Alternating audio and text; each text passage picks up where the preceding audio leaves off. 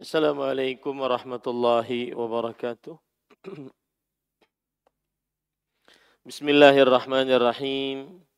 Innal hamdalillah nahmaduhu wa nasta'inuhu wa nastaghfiruh wa na'udzu billahi min shururi anfusina wa sayyiati a'malina. Man yahdihillahu fala mudilla lahu wa man yudlil fala hadiya lahu. Wa ashhadu an la ilaha illallah wahdahu la syarika lahu wa ashhadu anna Muhammadan 'abduhu wa rasuluh. يا أيها الذين آمنوا اتقوا الله حق تقاته ولا تموتن إلا وأنتم مسلمون يا أيها الناس اتقوا ربكم الذي خلقكم من نفس واحدة وخلق منها زوجها وبث منهما رجالا كثيرا ونساء واتقوا الله الذي تساءلون به والأرحام إن الله كان عليكم رقيبا يا أيها الذين آمنوا اتقوا الله وقولوا قولا سديدا يصلح لكم أعمالكم ويغفر لكم ذنوبكم ومن يطع الله ورسوله فقد فاز فوزا عظيما أما بعد فإن أصدق الحديث كتاب الله وأحسن الهدي هدي محمد صلى الله عليه وعلى آله وسلم وشر الأمور محدثاتها وكل محدثة بدعة وكل بدعة ضلالة وكل ضلالة في النار.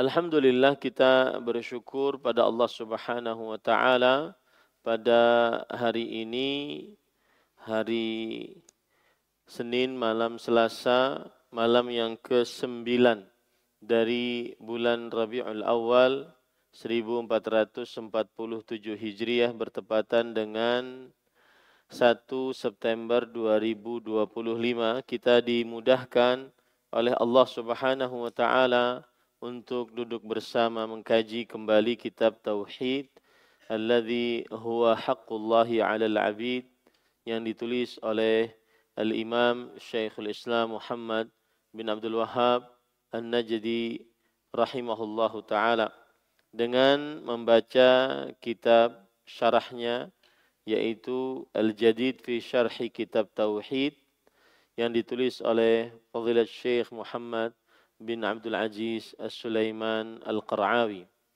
Salawat dan salam semoga selalu Allah berikan kepada Nabi kita Muhammad sallallahu alaihi wa ala alihi wasallam, pada keluarga beliau, para sahabat, serta orang-orang yang mengikuti beliau sampai hari kiamat kelak.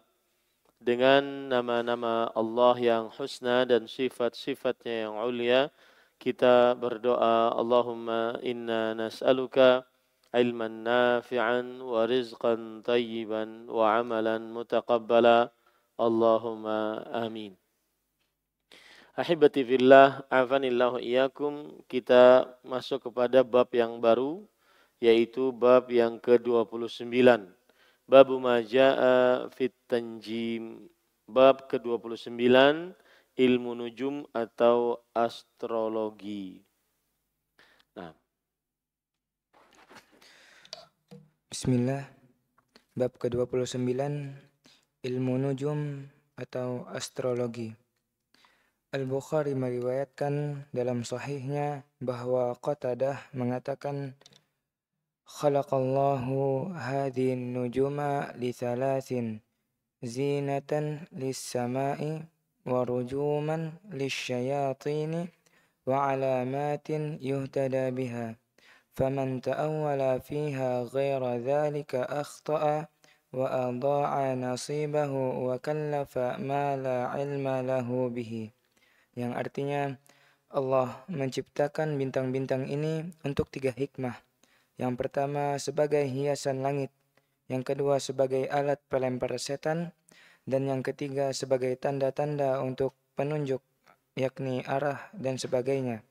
Karena itu, barang siapa dalam masalah ini berpendapat selain tersebut, maka dia telah salah dan menyia-nyiakan nasibnya, serta membebani dirinya dengan hal yang di luar batas pengetahuannya. Baik. Bismillahirrahmanirrahim. Alhamdulillahirabbil alamin wa sallallahu wa sallam wa barak ala abdihi wa rasulihi nabiyina Muhammad wa ala alihi wa ashabihi ajma'in. Amma ba'd. Di sini penulis mengatakan babu ma jaa fit tanjim. Bab ilmu nujum atau astrologi. Maksudnya adalah apa saja yang diperbolehkan dari ilmu nujum, ilmu perbintangan, dan apa yang tidak diperbolehkan. Kemudian yang tidak diperbolehkan itu apa saja ancamannya. Itu yang dimaksud dalam bab ini. Kemudian ilmu nujum itu sendiri dikatakan oleh Syekhul Islam Ibnu Taimiyah rahimahullah, seorang ulama Islam abad ke-8 Hijriah. At-tanjimu huwa al-istidlalu bil ahwalil falakiyah ala al-hawadithil ardhiyah kal matari wal rabi'i wal mahalli wa ghairi dhalik. Yang artinya ilmu nujum adalah mencari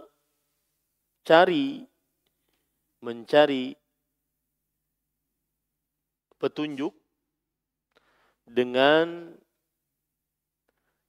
keadaan-keadaan bintang atas kejadian-kejadian yang ada di atas muka bumi.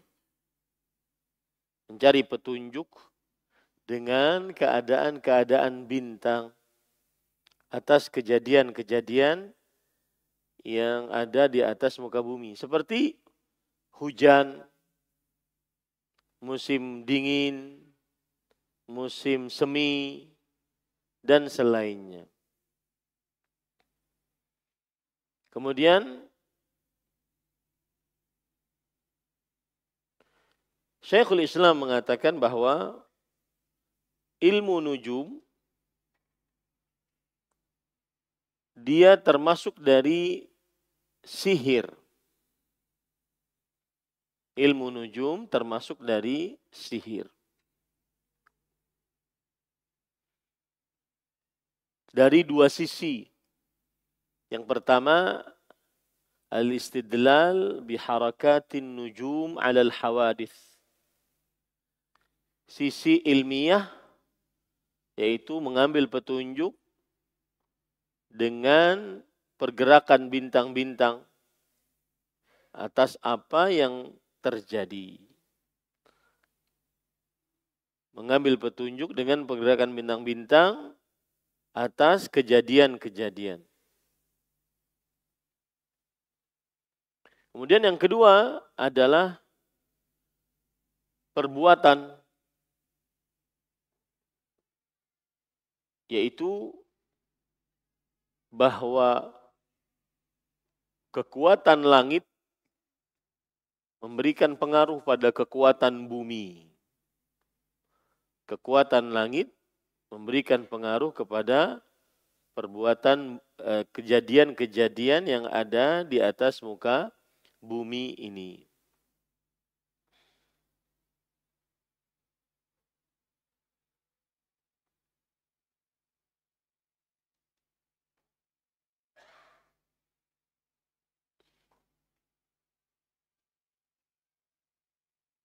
Nah, ilmu nujum yang terlarang menurut para ulama, di antaranya Imam Al-Khattabi rahimahullah, huwa ma yadda'ihi ahlu tanjim min ilmi al-kawain wal hawadith allati lam taqa wa sataqa' ka awqati hubub riyah wa maji'il matar wa zuhuril har wal bard وتغير الأسعار وما في معناها من الأمور التي يزعمون أنهم يدركون معرفتها بمسير الكواكب في مجاريها واجتماعها وافتراقها ويدعون أن لها تأثيرا في السفليات وأنها تجري على قضايا موجباتها وهذا منهم تحكم على الغيب وتعاط لعلم قد استأثر الله به لا يعلمه سواه. Kata Imam Al-Khattabi, ilmu nujum yang terlarang adalah ilmu yang diakui oleh ahli nujum, yaitu tentang pengetahuan kejadian-kejadian yang belum terjadi atau yang akan terjadi. Ilmu nujum itu adalah ilmu yang orang-orang ahli nujum mengakui bahwa kejadian-kejadian yang terjadi, yang belum terjadi atau yang akan terjadi melalui bintang. Nah, itu yang terlarang. Jadi lebih condong kepada meramal, itu intinya.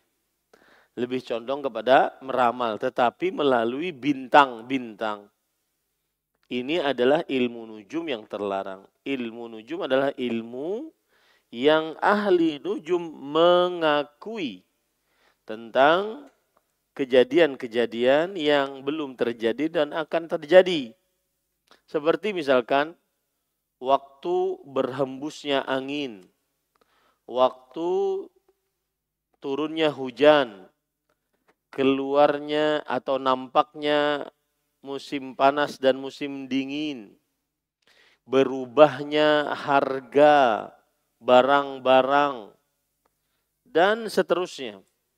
Yang mana dengan bintang mereka mengambil petunjuk akan kejadian-kejadian yang ada di atas muka bumi, di bawah langit. Dan apa saja yang terjadi di atas muka bumi ini adalah atas konsekuensi dari bintang-bintang itu. Yaitu ilmu perbintangan yang terlarang. Jadi seakan-akan bintang itu memberikan pengaruh kepada apa yang terjadi di atas muka bumi. Itulah ilmu nujum yang terlarang. Saya ulangi, ilmu nujum yang terlarang adalah orang-orang ahli nujum mengaku mengetahui kejadian-kejadian yang belum terjadi ataupun yang akan terjadi di atas muka bumi berdasarkan bintang. Seperti misalkan berhembusnya angin, datangnya hujan, nampaknya dingin dan panas, berubahnya harga, itu semua mereka yakini bahwa itu ada hubungannya dengan bintang yang ada di atas dan memberi pengaruh kepada yang di bawahnya, yaitu di kejadian-kejadian yang ada di atas muka bumi ini. Dan ini tidak boleh diyakini seperti ini. Diharamkan untuk meyakini seperti ini. Kenapa? Karena ini berarti menandingi Allah di dalam kekhususan yang dimiliki oleh Allah Subhanahu wa taala, yaitu mengetahui akan hal gaib. Saya ulangi, ilmu nujum dengan yang seperti ini tidak boleh dan diharamkan. Mengapa? Karena menandingi Allah Subhanahu wa taala dalam perihal mengetahui akan hal-hal gaib. Kemudian pada ikhwan yang dirahmati oleh Allah Subhanahu wa taala,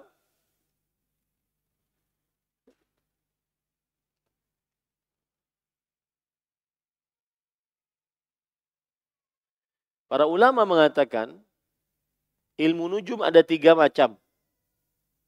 Para ulama mengatakan ilmu nujum ada 3 macam. Yang pertama adalah bintang yang menjadi pencipta.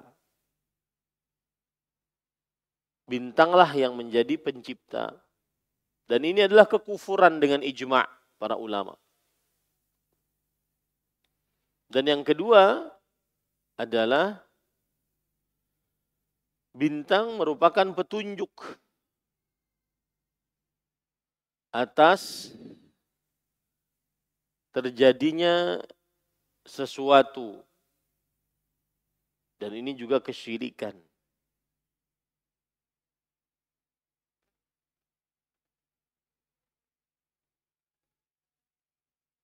Dan yang ketiga adalah bintang merupakan petunjuk untuk arah.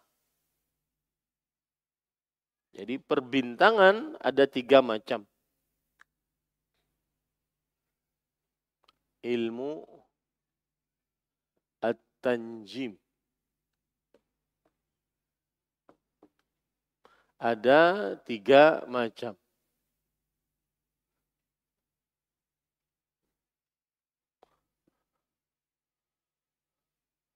Fa'ilah, mu'athirah, kemudian muyassirah. Fa'ilah, pelaku.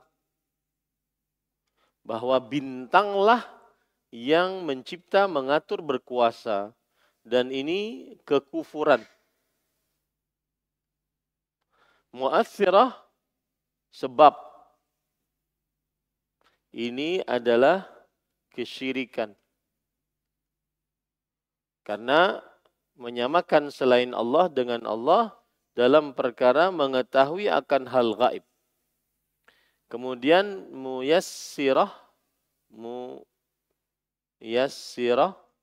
ini adalah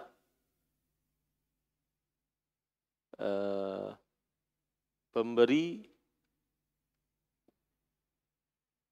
petunjuk kemudahan, petunjuk arah apa. Maka ini boleh.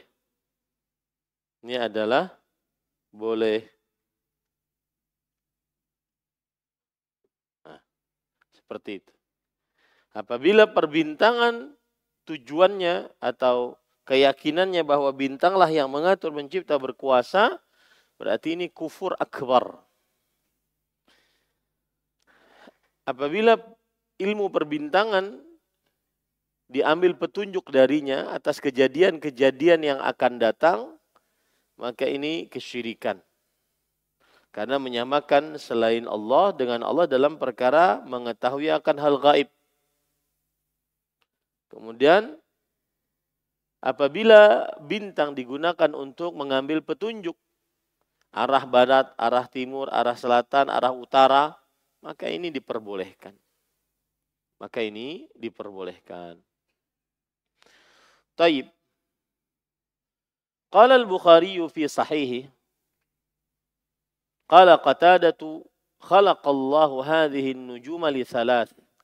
Zinatan lis-sama wa rujuman lisyayatin wa alamatin yuhtada biha. Faman ta'awwala fiha ghaira dhalik akhta'a wa adha'a nasibah. Al-Bukhari, yaitu Imam Al-Bukhari, Muhammad bin Ismail bin Ibrahim bin Bardizbah Al-Bukhari, maulahum. Imam Bukhari yang mempunyai kitab Sahih Bukhari. Meriwayatkan dalam sahihnya bahwa Qatadah rahimahullah, Qatadah bin Da'amah As-Sadusi adalah seorang tabi'i, muridnya Anas bin Malik radhiyallahu an. Dan Anas bin Malik adalah ahli tafsir. Qatadah akhirnya menjadi ahli tafsir. Qatadah bin Da'amah As-Sadusi rahimahullah berkata, Allah menciptakan bintang-bintang ini untuk 3 hikmah sebagai hiasan langit. Yang pertama adalah sebagai hiasan langit. Hal ini sebagaimana firman Allah dalam Al-Quran. وَلَقَدْ زَيَّنَّا السَّمَاءَ الدُّنْيَا بِمَصَابِيحِ.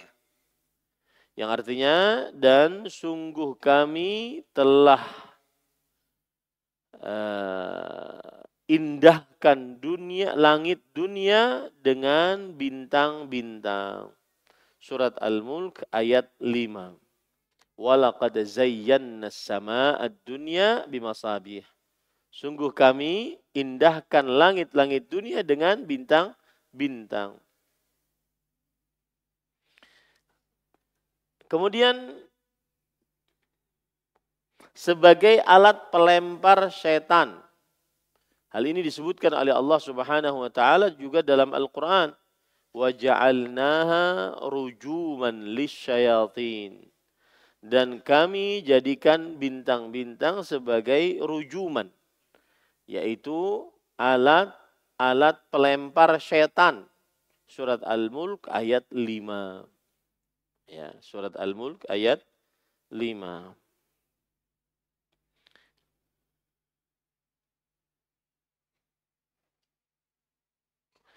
Dan yang dimaksud dengan setan-setan yang ada disebutkan pada hadis ini dan juga pada ayat tadi, yaitu mustariqus sama'. Para jin yang bertumpuk-tumpuk sampai ke langit, kemudian mereka mengambil berita dari langit. Mereka mengambil berita dari langit. Nah, Abdullah bin Mas'ud radhiyallahu anhu meriwayatkan dalam hadis sahih, "Ammas sama'ud dunya fa innallaha khalaqaha min dukhan wa ja'ala fiha sirajan wa qamaran munira wa zayyanaha bimasabihin nujum wa ja'alaha rujuman lisyayatin wa hafidhaha min kulli syaitanir rajim." Adapun langit dunia, sesungguhnya Allah menjadikannya dari dukhan, asap. Dan Allah menjadikan di dalamnya sirajan, cahaya. Wa qamaran munira, dan bulan yang memberikan cahaya. Wa zayyanaha bimasabihin nujum. Dan Allah menghiasi langit dunia dengan bintang-bintang, lampu-lampu bintang. Dan Allah menjadikan untuk langit dunia alat-alat pelempar untuk syaitan. Dan syaitan yang dimaksud di sini adalah syaitan tadi, jin-jin yang bertumpuk-tumpuk untuk mengambil berita dari langit. Sudah sampai dapat berita, kemudian dia sampaikan ke bawahnya. Sampaikan ke bawahnya, sebelum sampai ke bawahnya lagi sudah dilempar oleh Allah dengan rajm, dengan batu. Sehingga kadang sampai ke tukang ramal, dukun, hanya sebagian. Seperti misalkan ada orang bilang, oh nanti ada di Indonesia di awal tahun api yang besar-besar. Dia tidak tahu tempatnya di mana, apa kejadiannya. Karena dia hanya mendapatkan kabar sedikit saja. Kenapa? Karena jin yang memberikan kabar dari langit ditembak, dilempar oleh rajm, batu-batu meteor oleh Allah Subhanahu wa taala. Nah, kemudian dan sebagai tanda-tanda untuk penunjuk arah dan sebagainya. Seperti misalkan firman Allah dalam Al-Qur'an, wa huwallazi ja'ala lakumun nujuma litahtadu biha fi dhulumatil barri wal bahr. Dialah Allah Subhanahu wa taala yang telah menjadikan bagi kalian an-nujuma agar kalian mengambil petunjuk dengannya pada kegelapan daratan dan laut. Kita kalau di daratan, ketika dalam perjalanan jauh dari perkampungan manusia, kita hanya bisa memprediksi bahwa ini ke barat, ini ke timur, ini ke selatan, ini ke utara dengan melihat bintang. Begitu juga di lautan yang jauh dari perkampungan manusia, maka kita bisa melihat, mengambil arah ini barat, utara, timur, selatan adalah dari bintang-bintang. Surat Al-An'am ayat 97. Ini dalil yang menunjukkan bahwa bintang faedahnya yang ketiga adalah sebagai penunjuk arah. Sebagaimana disebutkan dalam surat Al-An'am ayat 97. Karena itu, barang siapa dalam masalah ini berpendapat selain tersebut, maka dia telah salah dan menyia-nyiakan nasibnya serta membebani dirinya dari hal yang di luar pengetahuannya.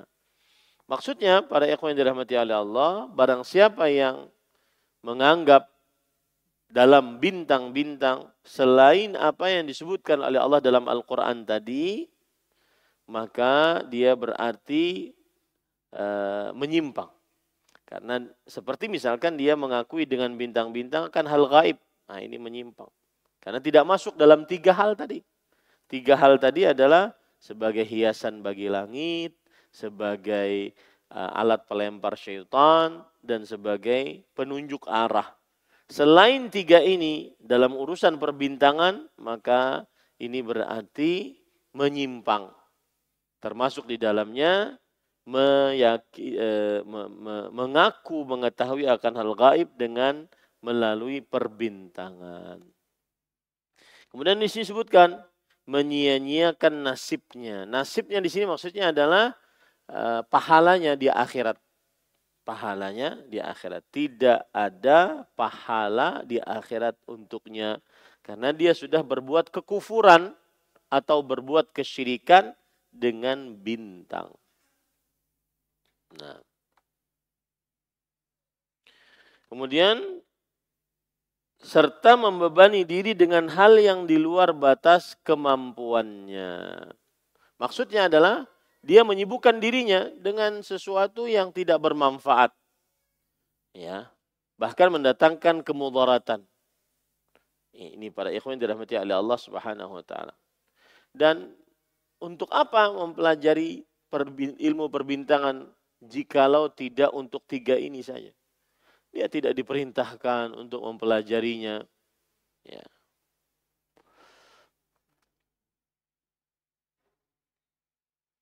Dan perkataan Imam Qatadah bin Da'am as-Sadusi ini disebutkan dalam kitab Sahih Bukhari secara mu'allaq. Nah.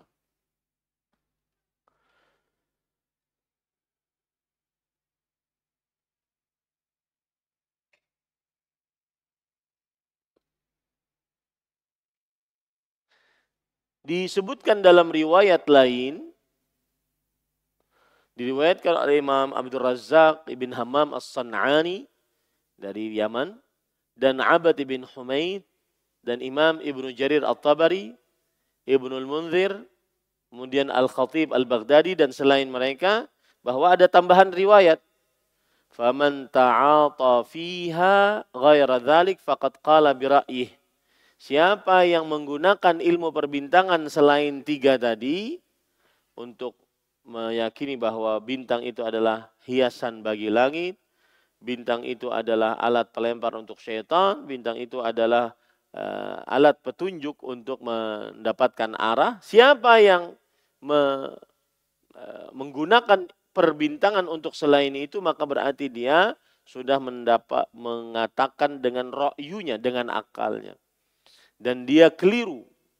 Dan dia menyia-nyiakan pahalanya di akhirat. Dan dia mengerjakan sesuatu yang tidak ada ilmu pengetahuan padanya. Ya. Kemudian penulis disebutkan dalam riwayat ini, qad ahdatsu fi hadhihi an-nujum kahana. Man a'rasa binajmi kadza wa kadza kana kadza wa kadza. Yang artinya, dan sebagian orang membuat bid'ah di dalam ilmu nujum ini. Terutama tukang ramal yang meramal tentang hari baik untuk pernikahan. Oh, nanti kalau nikahnya bulan ini maka bintangnya ini. Kalau nikahnya bulan ini maka bintangnya ini. Kalau pernikahannya begini dengan bintang ini akan terjadi seperti ini, seperti ini. Nah, ini termasuk daripada mengaku mengetahui akan hal gaib.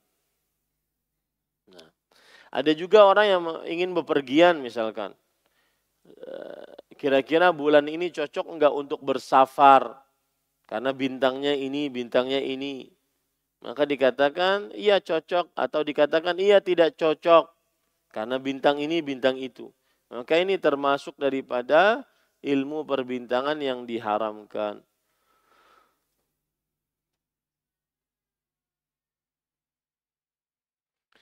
Pokoknya setiap hal yang menunjukkan kepada akan hal gaib melalui ilmu perbintangan ini diharamkan.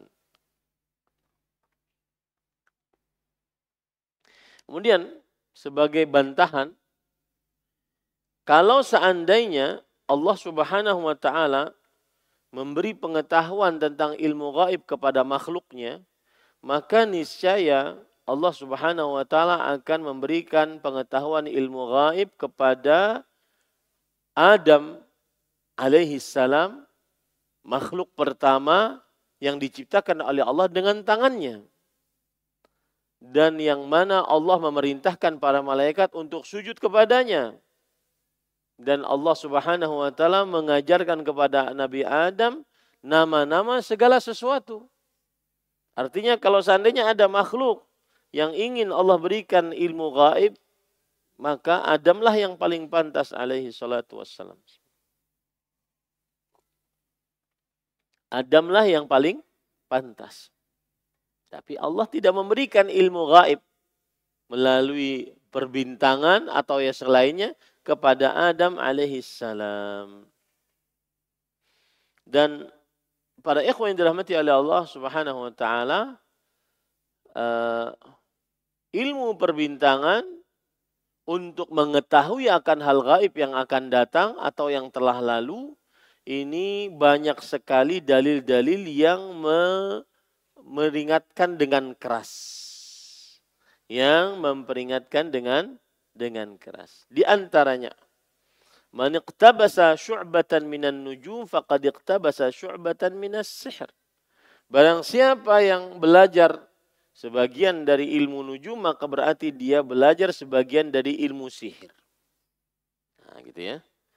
Kemudian juga dalam hadis yang lain, mimma akhafu ala ummati at-tasdiqu bin nujum. Sesuatu yang aku paling takutkan atas umatku adalah mempercayai ilmu perbintangan, ahli nujum. Hadis diriwayat oleh Abd bin Humaid dari dua jalan. Baik. Yang jelas, dalil-dalil untuk belajar ilmu nujum agar bisa mendapatkan sesuatu pengetahuan akan hal gaib yang akan datang ataupun yang sudah terjadi, maka sangat banyak pengharamannya baik dari Al-Quran atau hadis Rasul Sallallahu Alaihi Wasallam ataupun ijma' para ulama rahimahumullahu taala. Nah, kemudian di sini penulis mengatakan wa kariha Qatadatu ta'alluma manazil qamar walam yurakhis Ibnu Uyainah fihi. Nah,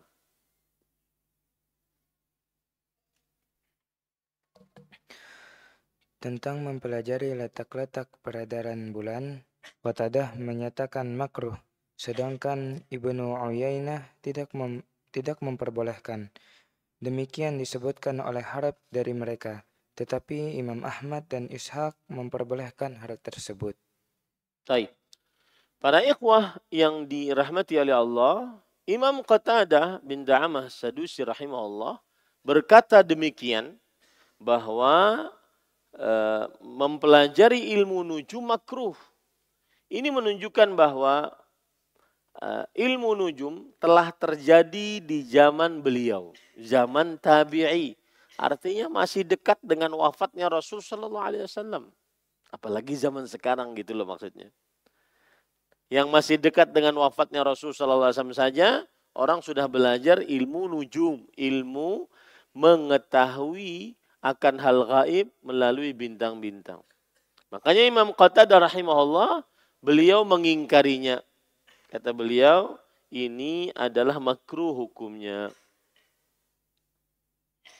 Dan belajar ilmu nujum untuk mengaku mengetahui akan hal gaib, maka ini adalah merusak tauhid dan menjerumuskan seseorang ke dalam kesyirikan.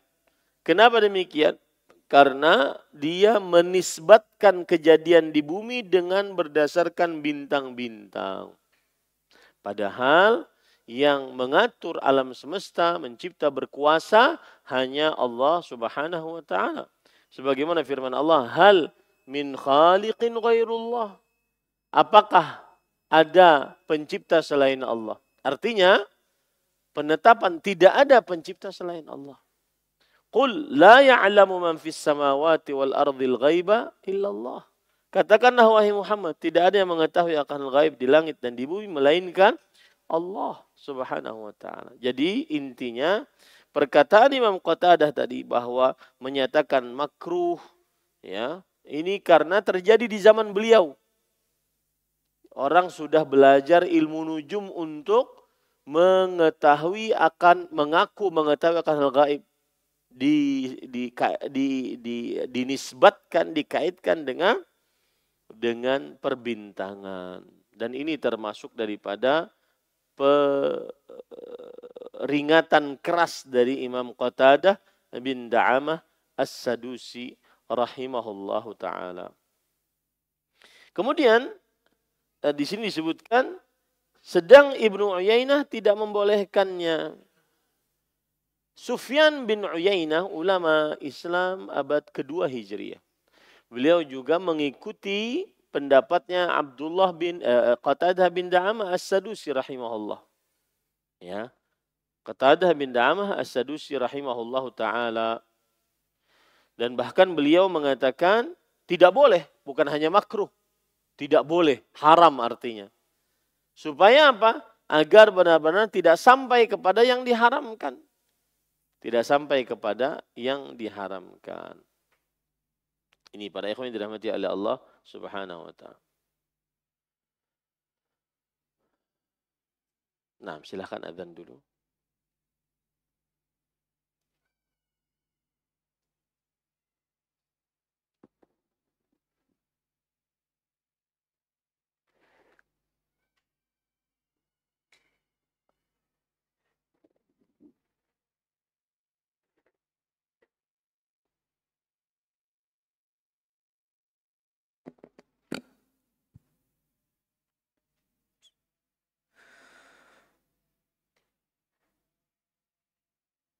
الله أكبر الله أكبر الله أكبر الله أكبر أشهد أن لا إله إلا الله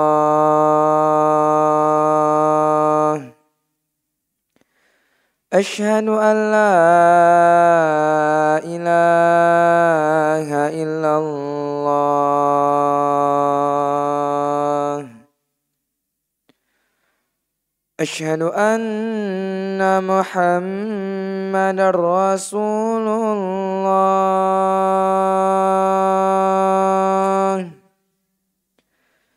أشهد أن محمدا رسول الله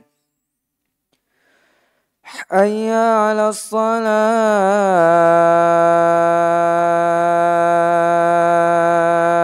الصلاة حي على الصلاة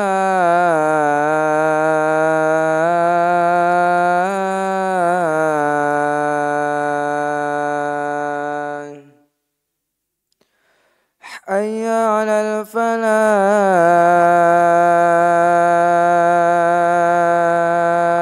الفلاح حي على الفلاح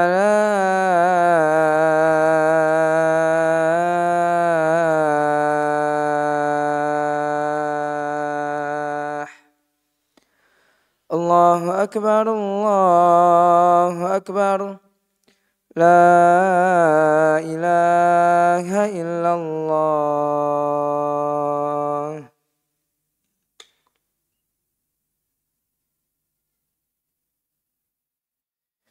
Baik.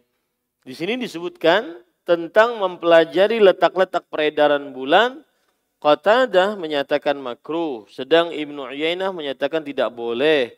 Demikian disebutkan oleh Harb dari mereka. Tetapi Imam Ahmad dan Ishaq memperbolehkan hal tersebut. Nah, ini bagaimana ceritanya? Jadi para ulama seperti Imam Qatadah bin Da'amah As-Sadusi rahimahullah, beliau dan juga Sufyan bin Uyainah keras dalam hal ini. Tidak boleh untuk menggunakan ilmu perbintangan sama sekali. Baik itu apalagi untuk mempelajari kejadian-kejadian yang akan datang di atas muka bumi. Ini diharamkan. Nah, termasuk di dalamnya juga adalah untuk menentukan arah kiblat dan waktu sholat. Imam Qatadah dan Sufyan bin Uyainah juga melarang akan hal ini. Sedangkan Imam Ahmad dan juga Ishaq bin Rahaweh untuk menentukan arah kiblat, kemudian waktu-waktu sholat, mereka masih memperbolehkan. Nah ini dia. Jadi jangan heran, kenapa Imam Ahmad memperbolehkan ilmu nujum? Kenapa Imam Ishaq bin Rahaweh memperbolehkan ilmu nujum? Yang diperbolehkan oleh mereka berdua ini adalah ilmu-ilmu yang menunjukkan kepada arah kiblat, waktu-waktu sholat, waktu-waktu musim. Nah ini boleh kata mereka. Sedangkan Imam Qatadah, Sufyan bin Uyainah tetap itu semuanya tidak boleh.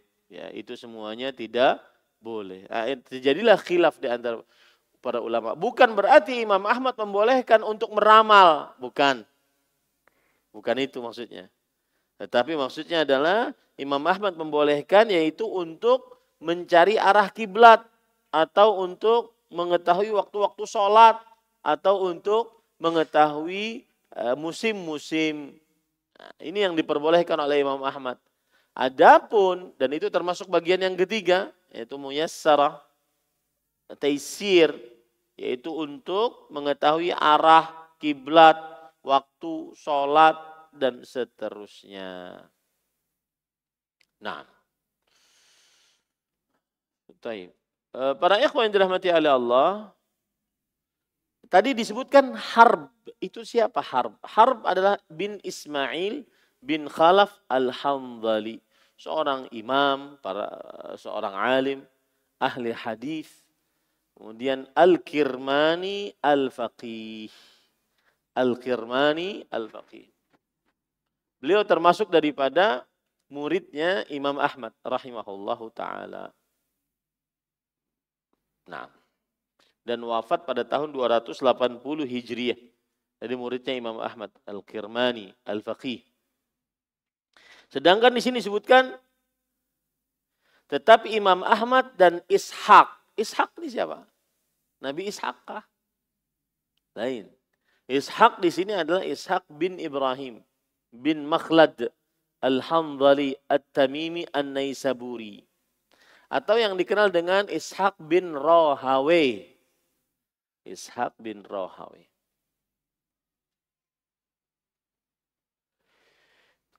Dan beliau termasuk daripada imam.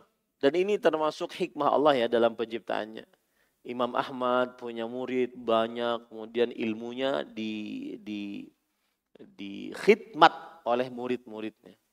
Akhirnya Imam Ahmad memiliki pengikut. Akhirnya menjadilah fikih Hambali. Ahmad bin Hanbal. Imam Syafi'i juga demikian. Akhirnya menjadi fikih Syafi'i. Imam Malik juga demikian. Akhirnya menjadi madhab fikih Maliki. Imam Abu Hanifah juga demikian. Akhirnya menjadi madhab fikih Hanafi.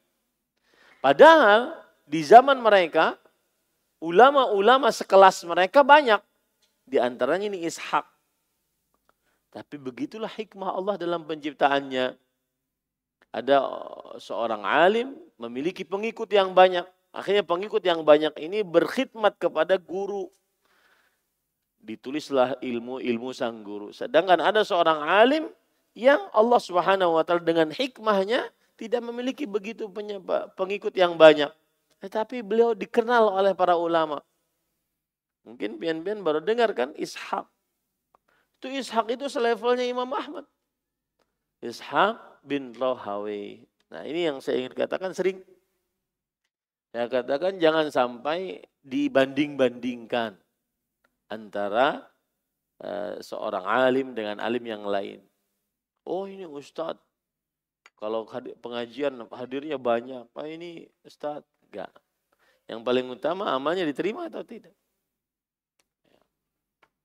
Setiap orang diberikan oleh Allah Subhanahu wa taala kebaikan masing-masing. Nah, Ishaq ini adalah teman dekatnya Imam Ahmad. Wafat pada tahun 239 Hijriah. Nah, lihat. Mengapa Imam Ahmad dan Imam Ishaq bin Rahawai membolehkan ilmu nujum? Li'anna fihi maslahah wa manfa'ah diniyah. Karena di dalamnya ada manfaat, ada kebaikan. Seperti ilmil awqat wa turuqat. Seperti ilmu waktu-waktu, waktu sholat, waktu puasa, waktu berbuka, waktu hari raya, waktu hari Arafah, dan seterusnya. Ya, jadi ada manfaat agama, ada manfaat dunia juga. Seperti kapan waktu memotong pohon-pohon, kapan waktu buah-buah itu apa bahasanya manis, matang, buah-buah itu matang, kapan kemudian dipanen. Nah, itu bisa dipelajari melalui ilmu nujum. Nah, ini para ikhwan dirahmati oleh Allah Subhanahu wa taala. Oleh karena itu, Imam Mujahid pun mengatakan bahwa la yara ba'san an yata'allama ar-rajul minan nujum ma yahtadi bihi. Tidak mengapa orang belajar ilmu nujum sesuatu yang dia bisa mengambil petunjuk dari ilmu nujum tersebut. Bukan untuk meramal ya, tetapi untuk hal-hal yang mubah. Ya, hal-hal yang mubah. Nah.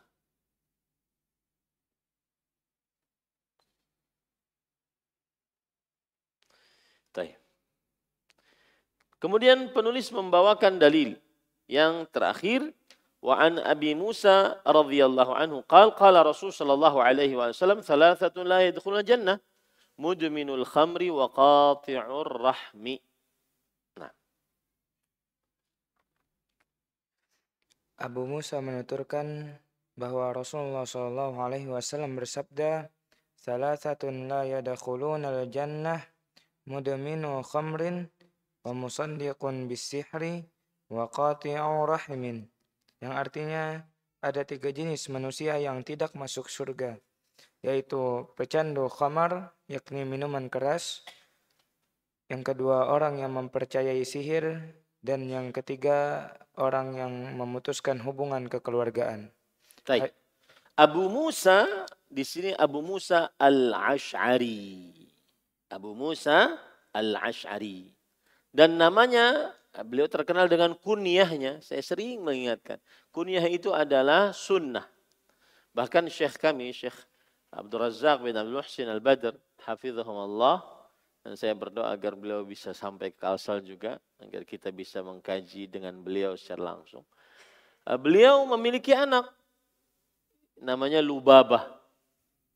Kemudian Lubabah ini meninggal di masa kecil. Tetapi beliau tetap memberikan kunyah kepada anak perempuannya ini. Menunjukkan bahwa kunyah itu sunnah Rasulullah SAW. Nah, Abu Musa ini adalah kunyah. Dan kunyah termasuk sunnah Rasulullah SAW. Dan beliau lebih dikenal dengan kunyahnya dibandingkan namanya. Saya yakin yang hadir di sini nggak tahu namanya Abu Musa. Abu Musa Al-Ash'ari namanya Abdullah bin Qais. Abdullah bin Qais. Dan beliau seorang sahabat Nabi yang terkemuka. Namanya dan kunyahnya. Kemudian beliau datang ke kota Madinah. Kemudian akhirnya disuruh, diperintah oleh Rasulullah SAW untuk menjadi gubernur di Yaman. Di masa Nabi Muhammad SAW masih hidup. Lalu di zaman Abu Bakar juga demikian. Kemudian di zaman Umar bin Khattab memerintahkan beliau untuk menjadi gubernur di kota Basrah. Basrah, Irak.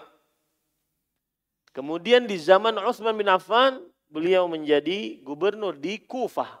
Di kota Kufah. Kufah adalah Irak. Dan beliau meninggal di kota Kufah. Ada yang mengatakan beliau meninggal di kota Mekah pada tahun 50 Hijriah. Itu Abu Musa Al-Ash'ari. Karena di dalam kitab terjemahan ini cuma Abu Musa. Tidak ada keterangan. Siapa itu Abu Musa? Abu Musa adalah Al-Asy'ari, sahabat Rasulullah sallallahu alaihi wa ala alihi wasallam. Baik. Abu Musa Al-Asy'ari radhiyallahu anhu menuturkan bahwa Rasul sallallahu alaihi wasallam bersabda, 3 jenis manusia yang tidak masuk surga. Pada ikhwah, hadis ini dan hadis-hadis yang semisal dengan ini namanya adalah hadis al-wa'id, hadis ancaman. Hadis al-wa'id, hadis ancaman. Dan kita tugasnya adalah mempercayainya, mengimaninya. Bahwa 3 orang yang tidak masuk surga. Hadis ancaman. Dan kita tidak mentafsirkan, mentakwilkan macam-macam dari maksud Rasulullah sallallahu alaihi wa ala alihi wasallam. Jadi sebutkan saja sudah. Pokoknya 3 yang tidak masuk ke dalam surga. Ya. Lalu Ustadz, kekal abadikah di neraka ini orang? Karena bahasanya begitu. 3 jenis manusia yang tidak masuk surga. Tidak masuk surga. Yang saya bicarakan sekarang tidak masuk surga. Apakah berarti dia kekal abadi di neraka? Bukankah kekekalan hanya untuk kesyirikan, kekufuran, munafik akbar? Maka jawabannya, ini yang saya sebutkan tadi. Ada sebagian ulama, kalau ayat-ayat atau hadis-hadis yang berkaitan dengan wa'id, wa'id artinya ancaman siksa. An-nusus al-wa'idiyah. Dalil-dalil ancaman siksa. Seperti misalkan membunuh orang. Membunuh orang. Wa man yaqtul mu'minan muta'ammidan fajaza'uhu jahannam khalidan fiha wa ghadiballahu alaihi wa la'anahu wa 'adda lahu jahannam wa sa'at masira. Barang siapa yang membunuh seorang beriman dengan sengaja, wa man yaqtul mu'minan muta'ammidan fajaza'uhu jahannam. Balasannya neraka jahannam. Wa ghadiballahu alaihi. Allah murka atasnya. Wa la'anah. Dan Allah melaknatnya. Wa sa'at masira. Dan tempat kembali, dia adalah tempat kembali yang paling buruk. Ini dalil tentang ancaman neraka. Apakah yang membunuh orang tidak akan masuk surga sama sekali? Kekal abadi dalam neraka? Nah ini dia. Ini pembicaranya. Dalil-dalil ancaman siksa. Baik neraka, murka, laknat. Bagaimana nih sikap para ulama? Paham ya? Permasalahannya paham ya? Masalah dulu. Sikap para ulama ada 2. Yang pertama, amirruha kama ja'at. Biarkan sesuai dengan dalilnya. Ya sudah, kalau seandainya tidak masuk surga, enggak masuk surga. Apakah selamanya? Apakah? Ya, ini pendapat sebagian ulama. Mirruha kama ja'at. Pokoknya yang bunuh orang, tempatnya dalam neraka jahanam. Kemudian faja'aza'uhu jahannam wa ghadiballahu alaihi, Allah murka kepadanya, wa la'ana, Allah melaknatnya, wa addalahum adzaban wa sa'at masira. Dan Allah menyediakan siksa yang pedih untuknya. Selamanya kah? Amirruha kama ja'at, biarkan sesuai dengan dalilnya. Ya tah? Ini namanya kita berhadapan dengan an-nusus al-wa'idiyah. Dalil-dalil ancaman siksa. Pendapat ulama salaf yang pertama, amirruha kama ja'at. Biarkan. Yang kedua, enggak.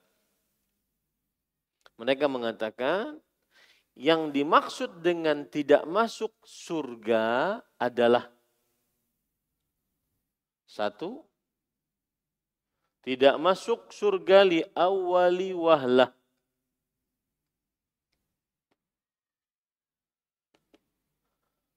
Golongan pertama nggak masuk surga.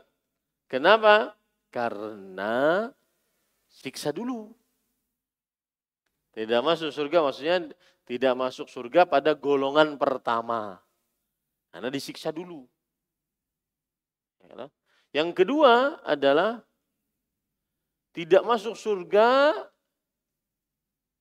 karena saking lamanya di neraka. Lituli iqabihi finnar. Saking lamanya masuk neraka. Saking lama di neraka. Seakan-akan tidak masuk surga. Contoh misalkan perempuan. Perempuan yang berdandan. Satu. Atau perempuan yang memakai pakaian tapi telanjang. Apa pengertian memakai telanjang? Pakaian tapi telanjang. Pakai pakaian tetapi ketat. Sehingga seluruh tubuh, bentuk tubuhnya kelihatan. Dan ini banyak. Saya nggak tahu ya kalau di Banjarmasin. Saya melihat di beberapa kota. Karena jarang keluar kalau seandainya hari Ahad gitu. Jarang keliling-keliling Banjarmasin. Ya. Tapi di beberapa kota yang terlihat dia pakai pakaian tapi ketat. Berjilbab tapi ketat. Kemudian roknya segini. Kemudian ini ketat. Pernah lampian melihat? Bukhari Muslim gak ini? Baihaqi. Mana Baihaqi? Bukhari Muslim mana? Pernah lah melihat Baihaqi. Mun menjawab ulun kena, mun kada menjawab kena. Pokoknya seperti itu, aneh itu. Saya sering me time sama Umu sama istri. Terlihat, ini aneh kata beliau. Mendingan sekalian pakai pakai daster atau pakai jubah. Kenapa harus pakai jilbab tetapi ininya ketat. Kemudian pakai rok segini, kemudian ketat. Siapa yang bikin itu? Desainernya siapa itu? Itu kasiyat ariyat. Wanita pakai pakaian tapi telanjang. Yang pertama. Yang kedua, pakai pakaian tapi tipis, transparan. Sehingga warna kulit tubuhnya kelihatan dan bentuk tubuhnya kelihatan. Model yang kayak begini kata Rasulullah SAW. La yadkhulnal jannah. Wa la yajidna riha. Lihat ancamannya. Tidak masuk surga dan tidak mencium bau surga. Padahal bau surga bisa dicium dari 500 tahun perjalanan. Berarti antara dia dengan surga jauh sekali. Nah ini jadi pertanyaan. Apakah benar nggak masuk surga? Bukankah mereka tidak musyrik, tidak kafir, tidak munafik akbar? Kita katakan ada dua pendapat ulama. Ada yang mengatakan, sudah amirruha kama ja'at. Sudah kada usah ditafsir-tafsiri. Pokoknya kada masuk surga. Kada mencium bau surga. Biarkan seperti itu. Biar lebih dalam masuk ke dalam kolbu ancamannya. Nah itu tujuannya. Ini pendapat ulama salaf. Ada lagi yang kedua. Oh enggak, yang dimaksud itu bukan tidak masuk sama sekali. Tapi orang sudah masuk semua, sidin masih tertahan di neraka karena disiksa atas dosanya. Kemudian yang kedua adalah saking lamanya di mana? Di neraka. Akhirnya dianggap seperti tidak masuk surga. Meskipun nanti dia masuk surga. Karena yang tidak masuk surga kekal abadi dalam neraka hanya orang kafir, musyrik, dan munafik akbar. Innahu man yusyrik billah faqad harramallahu alaihil jannah wa ma'wahu nar. Wa ma lidh-dhalimin min ansar. Sesungguhnya orang yang mensyirikkan Allah maka sungguh Allah telah haramkan atasnya neraka. Tempatnya haramkan atasnya surga dan tempatnya neraka dan orang-orang yang musyrik tidak memiliki penolong siapapun. Nah, ini patut dipahami baik-baik. Namanya dalil-dalil ancaman. An-nusus al-wa'idiyah. Dan ini pendapat ahlu sunnah. Kalau orang khawarij enggak. Kalau orang Khawarij enggak. Mereka mengatakan, sudah, pokoknya yang bunuh orang beriman, kafir, kekal abadi dalam neraka. Tidak ada nego pokoknya. Kalau orang Khawarij gitu. Ya. Nah. Kemudian penulis mengatakan, yaitu pecandu khamar, minuman keras. Minuman keras itu apa maksudnya? Karas kah banyunya? Di sini ada dua hal yang harus diperhatikan. Yang pertama adalah pecandu. Maksudnya yang terus menerus sampai mati minum dan tidak bertaubat. Ini namanya pecandu. Terus menerus minum sampai mati tidak bertaubat. Sedangkan khamar adalah pengertiannya kullu muskirin khamrun. Setiap yang memabukkan. Makanya saya jarang sekali menerjemahkan khamar dengan minuman keras. Tetapi minuman yang memabukkan. Minuman yang memabukkan. Karena pengertian khamar menurut Rasulullah SAW, kullu muskirin khamrun. Setiap yang memabukkan adalah khamar. Ya, setiap yang memabukkan adalah khamar. Nah, nanti alkohol Ustaz yang dipakai di baju, boleh enggak dipakai di minyak wangi? Boleh enggak untuk dipakai?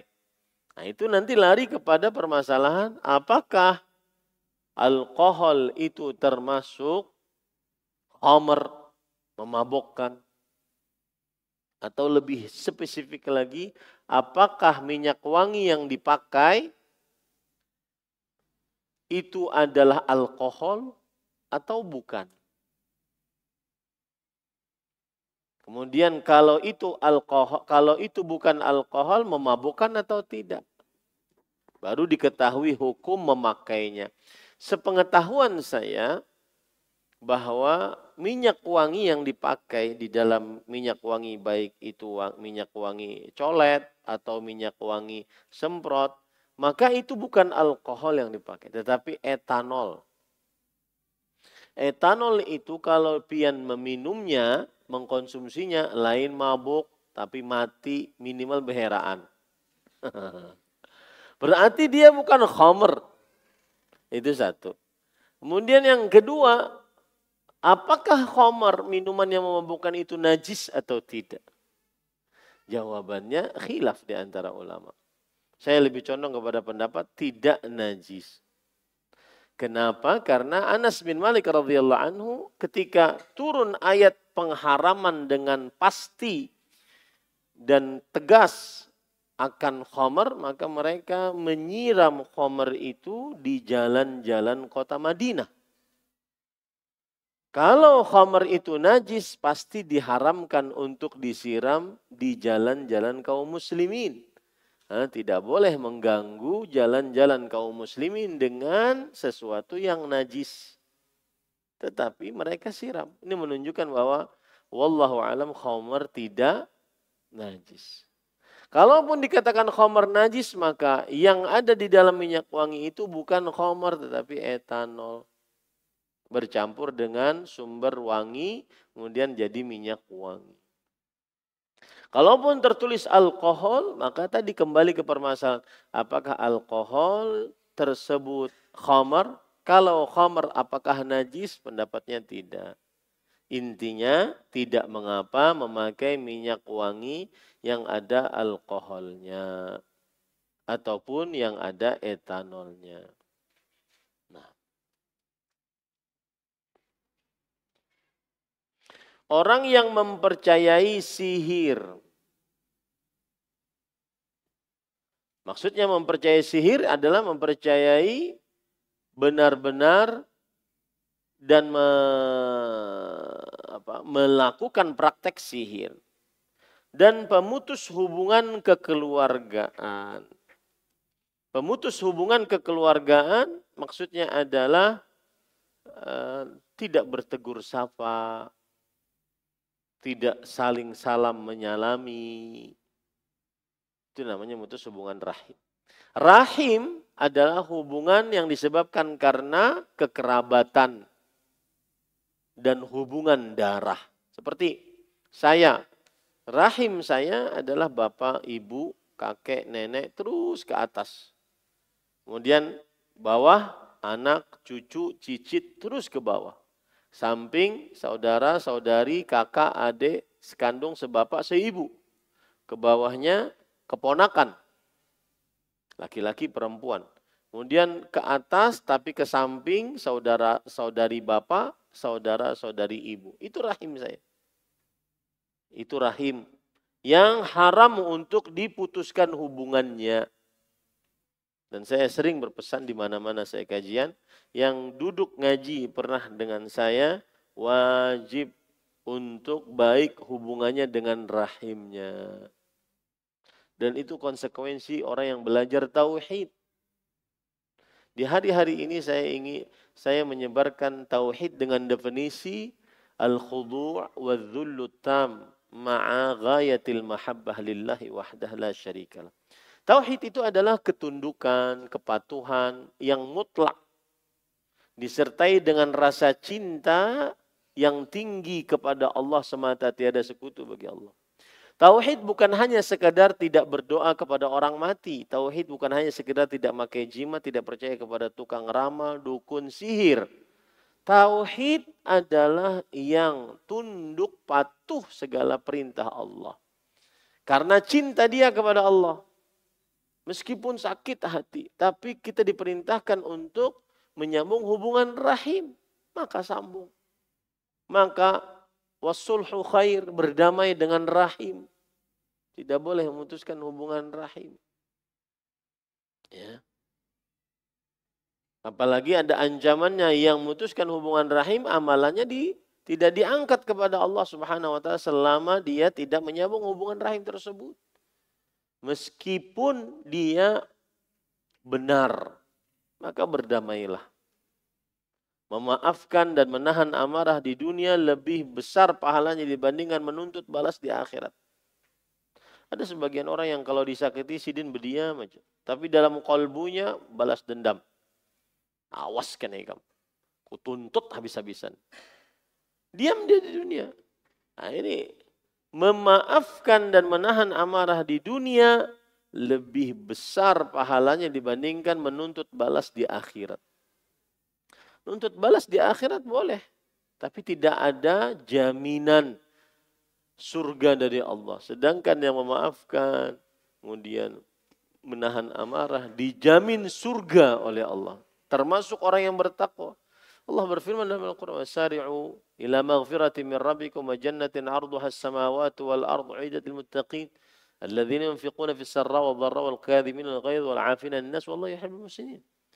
Bersegeralah kalian mendapatkan ampunan dari Rabb kalian dan surga yang luasnya seluas langit dan bumi. Disediakan untuk orang-orang bertakwa. Siapa mereka yang bertakwa itu? Yang dijamin surga, yang bersedekah walau dalam keadaan sulit dan lapang. Yang menahan amarah dan memaafkan. Allah mencintai orang-orang yang berbuat ihsan. Hadis riwayat Imam Ahmad Ibnu Hibban di dalam kitab sahihnya. Taib. Hadis ini mana yang berkaitan dengan ilmu nujum? Tadi musaddiqun bis sihir. Mempercayai tukang sihir, termasuk sihir adalah apa tadi? Ilmu nujum. Termasuk sihir adalah ilmu nujum. Nah, alhamdulillah selesai bab yang ke-30. Wallahu alam. Termasuk ilmu nujum juga ilmu perbintangan yang disebutkan di dalam majalah-majalah ataupun di dalam ramalan-ramalan seperti misalkan Leo apa itu lagi us pokoknya us ya saya nggak hafal. Ada yang hafal? Bukhari Muslim hafal? Baihaqi hafal? Pian siapa ngaran? Hah? Rasya. Apa arti rasya itu? Nah, takuni abah kenapa arti rasya? Taib.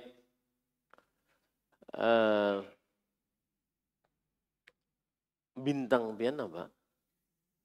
Oh, udah tahu.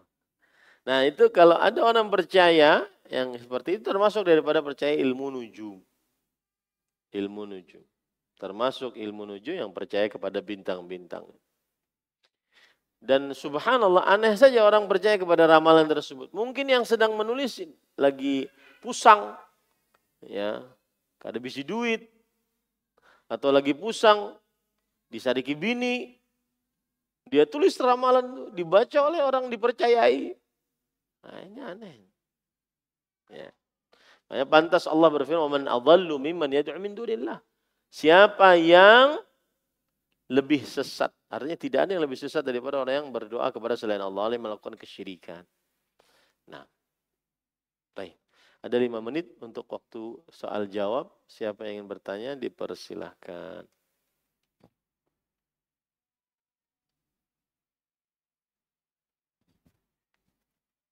Ada? Nah, atau ulun yang bertakut?